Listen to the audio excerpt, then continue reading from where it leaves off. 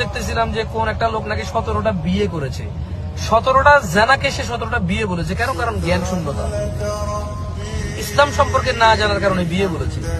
একসাথে 4 জন বউকে মানুষ যখন একসাথে 4টা বিয়ে করে এটাকে বিয়ে বলে। 4টা বউ যখন থাকে মানুষের ততক্ষণ পর্যন্ত এটা বিয়েতে সীমাবদ্ধ থাকে। 4টা বউ আছে, পঞ্চম একজনকে যতই কাজী ডেকে এনে সাক্ষী রেখে পুরা পৃথিবীর সম্মুখে কবুল বললো, এটা বিয়ে বলে গণ্য হবে না, জানা বলে গণ্য হবে। কারণ হারাম।